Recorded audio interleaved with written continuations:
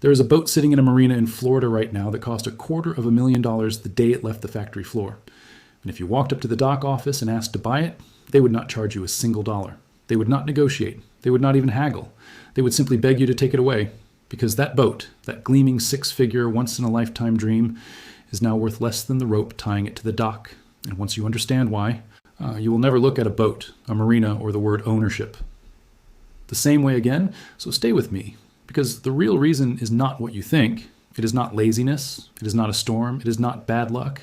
It is a 60-year-old decision the entire boating industry made without ever once asking what happens at the very end. And that decision is now quietly drowning thousands of families, taxpayers, and entire coastlines all at once. And by the time I am done explaining it to you are going to look at that beautiful boat tied up at the marina with a completely different set of eyes. Because somewhere underneath the fiberglass shine is a ticking financial bomb that nobody on the showroom floor ever mentioned. And it is going off right now all across America, one quiet, abandoned slip at a time. Let's go back 60 years before this all began, to a time when getting on the water meant owning wood. And owning wood was not really owning a boat at all. It was adopting a second job, one that never clocked out, because wood breathes, wood swells when it is wet and shrinks when it dries. Wood rots silently from the inside the moment you stop paying attention to it, and it demanded sanding, caulking, and repainting every single year without exception. Which meant that for most of human history, being out on open water belonged only to the wealthy who could afford the upkeep, and to the working fishermen who had no other way to earn a living. And everyone else, the teachers, the mechanics, the postal workers, simply watched from the shore because a boat was not a purchase. It was a lifelong commitment with a paintbrush in your hand. And then in the 1960s, something happened that nobody fully understood the consequences of at the time. A handful of builders discovered they could mold an entire hull out of fiberglass, laying woven glass cloth into a shape, soaking it in liquid resin, and waiting for it to cure into one seamless, practically indestructible shell. No planks to rot, no seams to caulk, no yearly ritual standing between you and the water. And because that hull came out of a mold instead of a craftsman's hands, factories could stamp them out one after another, the same way a bakery pumps out loaves of bread. The cost of owning a boat fell through the floor almost overnight. And for the very first time in the history of the human species, an ordinary schoolteacher or plumber or retired mail carrier could walk onto a lot and drive home with a boat of their own, not a billionaire's yacht, just a Saturday afternoon escape for the family. And so they bought them, millions of them, decade after decade, until boating quietly transformed from a rich man's hobby into an ordinary, unremarkable part of the American summer. And today, there are roughly 12 million registered boats sitting in slips and driveways across this country, and almost every single one of them is built from that same miracle material, fiberglass, which means the entire modern boating world, every Saturday on the lake, every fishing trip, every sunset cruise, is balanced on top of one cheap, brilliant, and ultimately devastating discovery, because here's the part nobody in that boatyard 60 years ago ever stopped to think through. The quiet trap hidden inside the miracle itself. They had just built something that lasts nearly forever, and then sold it to people who absolutely do not. A well-built, well-maintained fiberglass hull can survive 50 years without serious trouble, sometimes 60, which sounds wonderful until you realize what that actually means in practice. That boat will outlast the loan that financed it, it will outlast the marriage that paid for it, and in an enormous number of cases, it will simply outlast the human being who once stood proudly on its deck. And when that owner finally dies, or grows too old and too frail to climb aboard, or simply runs out of the money required to keep the thing afloat, the boat does not vanish. It does not rust into nothing the way an old car eventually does. It just sits there, completely intact, bobbing gently at the dock, patiently waiting for the exact moment it stops being someone's pride, and quietly becomes someone else's enormous, expensive problem. And that is precisely the moment the phone calls from the Marina office stop getting answered, the slip fees stop arriving. And one ordinary morning, an owner simply walks away and never comes back. And right about now, you're probably thinking the obvious thing almost everyone thinks at this exact point in the story. So what? Just sell the thing? Treat it like an old car you're finished with. And that single assumption, that quiet little mix-up, is sitting at the dead center of this entire disaster, because we have all been trained our whole lives to think of a boat the way we think of a car. You buy it, you enjoy it for a few good years, and when the thrill fades or money gets tight, you trade it in or sell it off and walk away clean. And the entire boating industry was built and marketed on that comfortable, unspoken promise. But a boat is not a car, and the difference between those two objects is the whole story you're about to hear. When a car finally reaches the absolute end of its road, it still has a floor underneath it, a true rock bottom that it can never fall through. because even a complete junker, engine seized solid, frame eaten through with rust, is still worth a few $100s in raw scrap steel. And a salvage yard will happily crush it flat, melt it down, and feed that metal right back into the economy to become a refrigerator, a steel beam, or another brand new car, because steel is a commodity. There is always a buyer waiting somewhere at the very bottom, and you never see that floor when you're signing the paperwork in the showroom.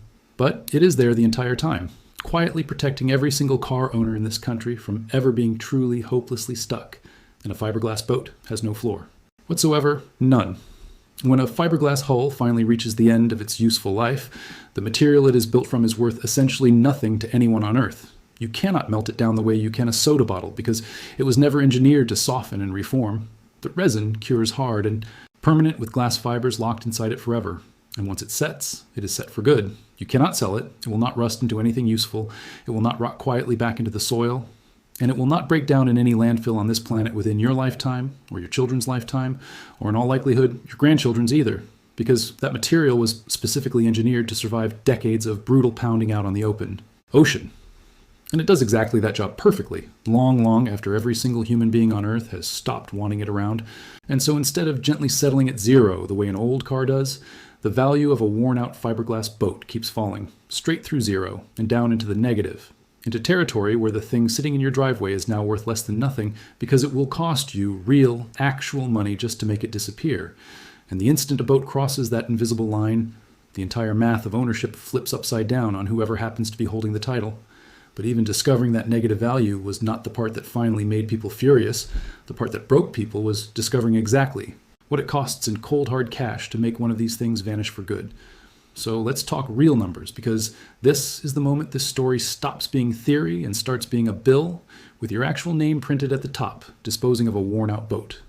The legal, responsible way runs somewhere around $95 to $100 per ton, or roughly $5 for every single foot of the boat's length, and on its own that sounds almost reasonable. But that figure is only the entry fee. On top of it, you are paying to haul the thing out of the water using a crane or lift. You are paying again to truck it across town to a landfill that will actually accept the material. And if that boat is already quietly sunk in its slip, which a shocking number of them do, you are paying thousands of dollars more just to raise it back up off the bottom before any of the rest of this process can even begin, and the charges stack one on top of another until somehow, impossibly, a completely free boat ends up costing you more out of pocket than a decent used car. And if that thought alone is starting to change the way you look at every boat you pass on the highway, stick with me, because what comes next is the part that quietly empties people's bank accounts faster than anything else in this entire story. And to really understand how upside down this gets, picture a boat recycler operating out of Houston, Texas, who found himself one day with roughly 200 old hulls on his hands and nowhere on Earth to put them when his business needed to relocate. So he started calling around, searching for anyone, anywhere, who would take fiberglass off his hands, and he could not find a single facility willing to accept it. Not one. And in the end, he did the only thing left available to him. He paid, straight out of his own pocket, to make the entire problem disappear, and it cost him roughly $40,000 to dump tons of hull material into a landfill. And to his credit, he did look for the responsible alternative first. There is actually a machine that can grind fiberglass down into raw fiber and powder that could, in theory, be repurposed into something genuinely useful. But that machine costs roughly $100,000 to purchase, and the market for recycled fiberglass is so small and the price it fetches so pitifully low that the moment he ran the real numbers, the entire idea collapsed under its own weight, because he would have spent $100,000 producing a material that almost nobody on Earth actually wanted to buy, which meant he was measurably, mathematically better off simply burying the problem in a hole in the ground. And I need you to sit with that for a second. The responsible choice, the right choice, the choice that actually helps the planet, was the one that lost the most money by the widest possible margin. And if you are wondering how on earth that can possibly be the smart, legal, sensible outcome, you are in extremely good company, because so is everyone who has ever looked closely at this industry. Now stop being the recycler for a moment and step into the shoes of an ordinary owner.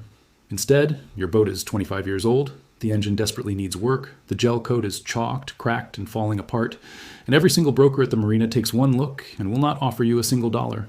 So disposing of it the right way, the legal and responsible way, is going to cost you several $1,000s straight out of your pocket for an object you can no longer use, and that absolutely nobody on this planet wants. Or you could simply stop returning the marina office's phone calls, quietly stop paying your slip fee, and let the boat slide gently from being your problem into becoming somebody else's problem entirely. And here is where this stops being a sad little personal story and becomes a genuine national crisis. Because in a great many states, the punishment for doing exactly that is so laughably small, it almost feels like an insult. In Virginia, for example, the fine for abandoning a boat without permission is $500. That is not a typo. Sit with that number for a second. The penalty for simply walking away is frequently smaller, sometimes dramatically smaller, than the cost of disposing of that same boat the right way would have ever been. So put yourself honestly in those shoes for a moment. The responsible path costs you thousands of dollars and leaves you with absolutely nothing to show for it, while the irresponsible path costs you a few $100s at the very worst, and very often costs you nothing whatsoever, because no one ever even comes looking. So what does a perfectly normal, perfectly rational person do? Once that math is laid out plainly in front of them, they do exactly what you would do in their position.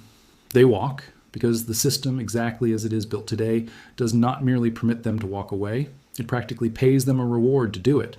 And every single owner who walks leaves behind one more hole for somebody else to eventually deal with, which is precisely how a slow, quiet trickle of abandoned boats eventually becomes something far larger and far more dangerous than a few empty slips at the end of a peaceful dock.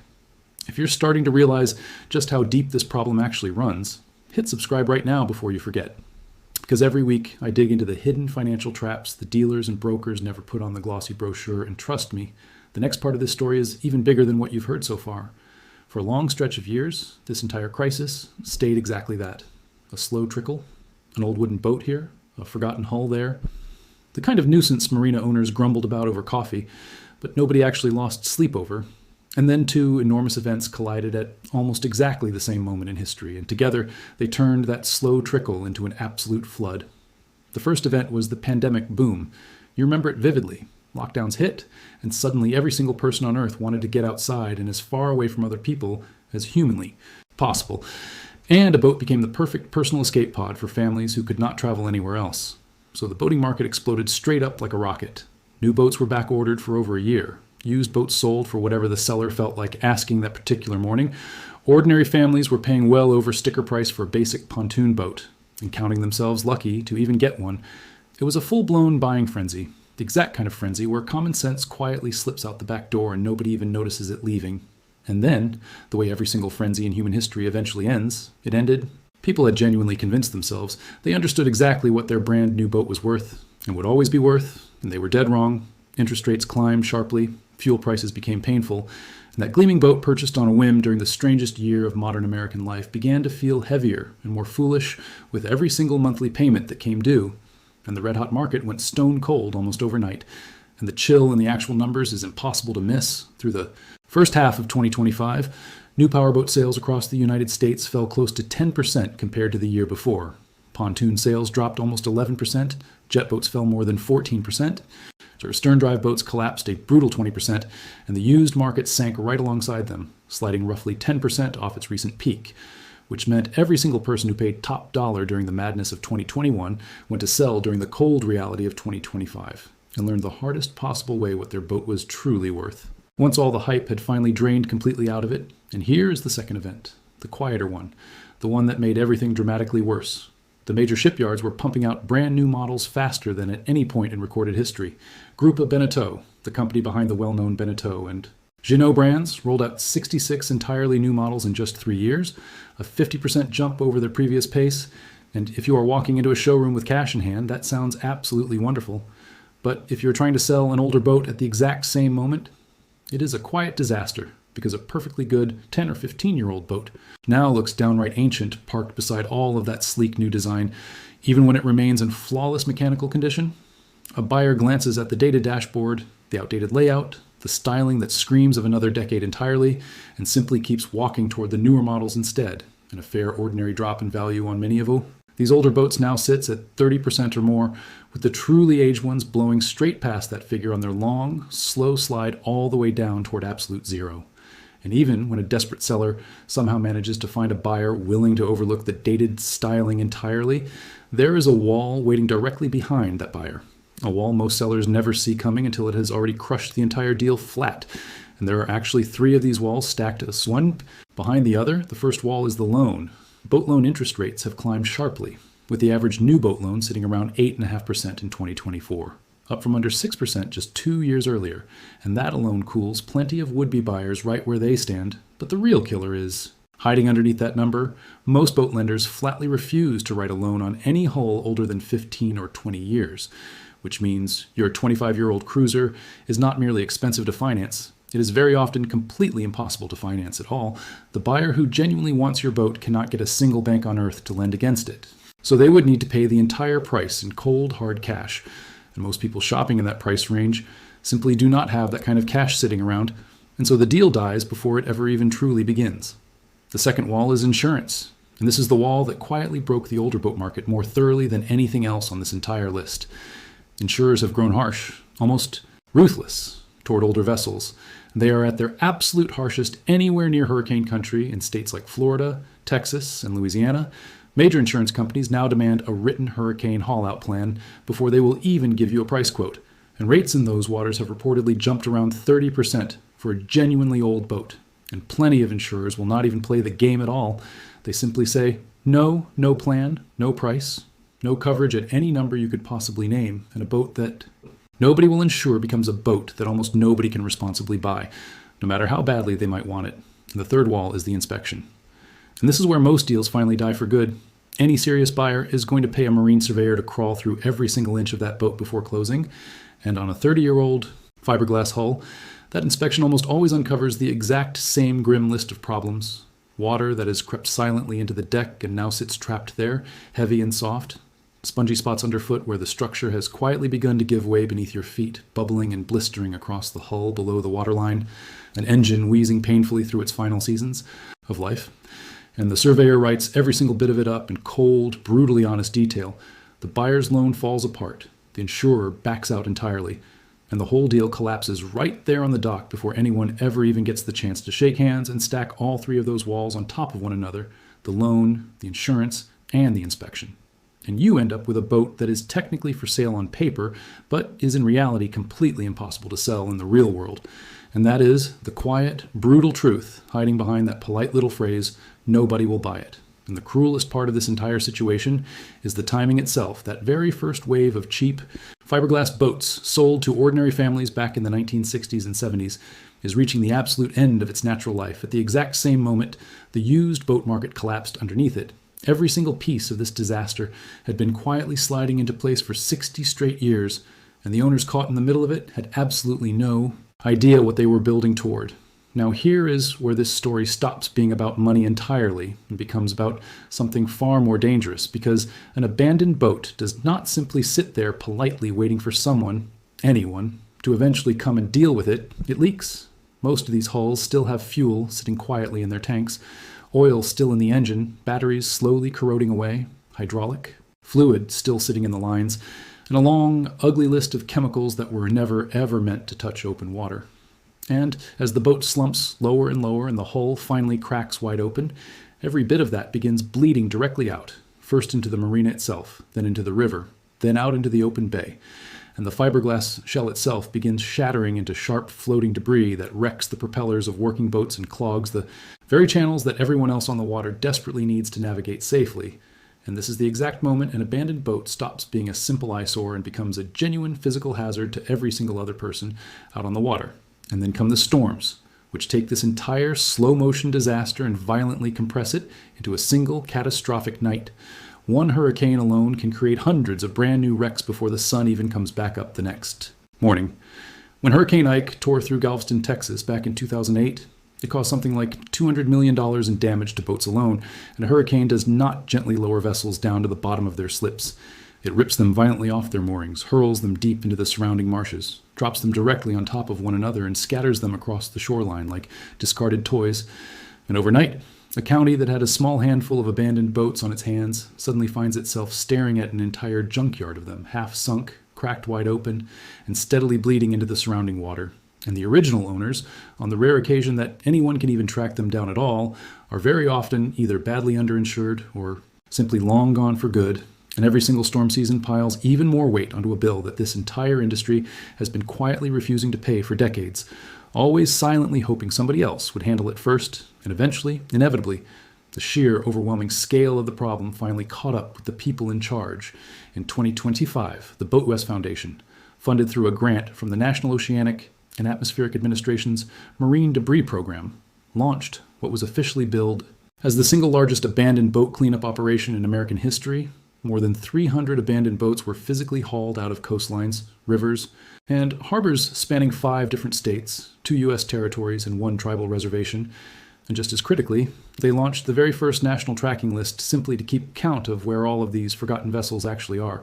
Because until extremely recently, nobody on Earth even knew the real total number, and that single fact matters enormously because you cannot ever begin to solve a problem you have refused to even properly count. And these are not small rowboats gently bobbing in some quiet pond either. Picture, if you can, a 120-foot former Navy vessel that sat completely abandoned in a South Carolina creek for 4 entire years, steadily blocking the waterway and leaking oil directly into the surrounding marsh the entire time, until the only workable solution anyone could come up with was to physically tow the entire vessel 32 miles out to sea and deliberately sink it to the ocean floor as an artificial reef. Read that back one more time and really let it land.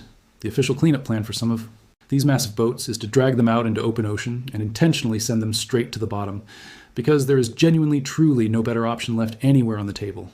And the researchers studying this problem saw it coming from a very long way off. Industry groups and academics have been quietly sounding this exact alarm since at least the early 2000s, warning that the country was sailing directly into a massive fiberglass disposal crisis, that there was no real infrastructure anywhere to recycle the material at scale, and that there was no actual plan in place for the millions of boats steadily aging in their slips year after year.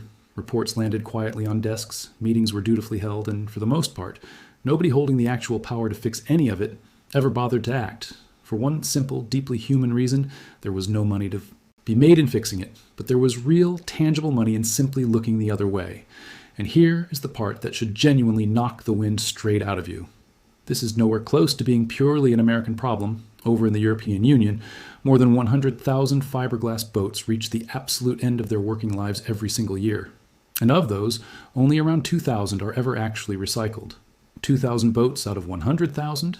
The rest are abandoned, illegally dumped, or simply vanish without a trace, and by one credible estimate, somewhere between 90 and 100,000 boats every single year across the European Union alone are simply nowhere to be found at all, which is an extremely polite way of saying they ended up somewhere on this earth they truly, deeply should not have, and somehow, almost impossibly, the scale gets even larger still. Some global estimates place the total number of boats nearing the end of their working lives worldwide at somewhere between 35 and 40 million. And yes, that is a rough estimate, and you should take any number that genuinely enormous with a healthy grain of salt. But even if that figure is off by half, even if it is off by far more than half, we're still staring directly at a coming tidal wave of scrap fiberglass with absolutely nowhere on this entire planet left to go. Now, there's a version of this exact story you have probably already heard somewhere before, the lazy owner version, the one where the entire crisis gets pinned squarely on some careless deadbeat who simply walked away from his expensive toy without a second thought. And that version is not even close to the full picture. Not even remotely, because yes, it is incredibly easy to stand on a dock and stare at a slowly rotting boat and silently blame whoever left it there, and sure, a small handful of owners absolutely do earn that. Blame fair and square. But the overwhelming majority of people who eventually walk away from a boat are not villains in this story at all. They are the grieving widow who quietly inherited her late husband's beloved project boat and simply cannot afford the thousands of dollars it would cost to responsibly scrap it. They are the retiree living on a fixed monthly income whose slip fee, insurance premium, and fuel costs all silently tripled while their check stayed exactly, painfully the same. They are the person who got laid off without a single day of warning and suddenly had to choose between the boat payment and the mortgage on the house their own family actually lives in. And every single one of them was sold a beautiful, glossy dream wrapped in a car-shaped payment plan, and not one of them was ever told the small, devastating detail that this particular dream comes with no exit door printed anywhere on the brochure, and that right there is the genuinely cruel twist sitting at the very heart of this entire story, because every single quality that made fiberglass boats such a runaway success is the exact same qualities, now quietly working against everyone who owns one. The incredible toughness that let a family proudly pass a boat down across 3 generations and 50 full years is the very same toughness that makes the thing nearly impossible to ever get rid of. Once those 50 years finally run out, the low original price that put boating within reach of ordinary working families everywhere is the very same low price that left absolutely no money set aside for the inevitable, expensive cleanup waiting at the very end of the road, And the exact qualities that built this entire boom across 60 straight years are the very same qualities now quietly drowning marinas all across this country today. So is this story pure doom and slow motion, sinking from beginning to end? Not entirely. There are a small handful of genuine bright spots actually worth knowing about. Rhode Island ran a pilot program that successfully shredded old fiberglass hulls and actually found a workable way to break that material down into something genuinely reusable again. A small but steadily growing handful of states now offer free drop-off programs where you can hand over a tired old boat before it ever gets the chance to become an abandoned wreck in the first place. And that brand new national tracking list is a genuine step forward because, once again, you simply cannot fix a problem you have refused to even properly measure. But let's be completely honest with each other here. These remain small, hopeful programs standing directly against an enormous, relentless tide. And the basic underlying math has not changed even slightly. Until the day recycling fiberglass finally becomes cheaper than simply dumping it, the quiet incentive to walk away is still sitting right there in plain sight, completely free for the taking, for absolutely anyone who eventually runs out of other options. And here is the part that almost everyone watching this completely misses, because this disaster lands on far more people than just the boat owners who originally walked away. When a marina fills up with rotting, abandoned hulls, those dead boats occupy slips that paying customers can no longer rent, which directly cuts into the marina's income and quietly pushes up the cost for every single other boater still tied up there. When a city is eventually forced to pay to remove an abandoned wreck from its own public waterfront, that bill lands squarely on local taxpayers, the overwhelming majority of whom have never once set foot on a single dock in their entire lives. On the Lynnhaven River in Virginia, dedicated volunteers work tirelessly to pull around 100 abandoned boats out of that water in a single year alone on the Anacostia River. Federal funding cleared 33 of them off the bottom. And every single one of those cleanups represents a cost being quietly swallowed by somebody other than the original person who bought that boat and eventually chose to walk away from it. So the very next time some smiling salesman at the dock leans in close and tells you a boat is a fantastic investment, you might want to gently push back, because for an enormous number of people, the single most expensive part of owning a boat is nivu, the original purchase price, never the fuel, and never even the slip fee that quietly bleeds them dry month after month after month. It is the day they finally try to get rid of the thing for good, which brings us directly back to those very same boats sitting in their slips right now, the ones streaked dark green and slowly sinking. Even as you watch this, except now, finally, you actually know the real truth about every single one of them. They are not sitting there because their owners were careless or cruel or foolish. They are sitting there because the system, exactly as it is built today, quietly made walking away the single cheapest option available on the entire table. And that, in the very end, is the real, complete reason America's marinas are slowly filling up with thousands of boats that nobody on this earth will ever buy. So before you go, I want to know one thing from you honestly. Now that you know exactly what waits at the end of that dream, the loans that won't get approved, the insurance that won't get written, the bill that can cost more than the boat itself, would you still take a free boat if somebody offered you one tomorrow morning? Tell me exactly where you land down in the comments, because I genuinely want to know, and if this story changed the way you see something you walk past every single day without a second thought. Hit subscribe right now, because there is an entire world of hidden financial traps just like this one, quietly sitting in plain sight, and I am going to keep finding them, one at a time, every single week.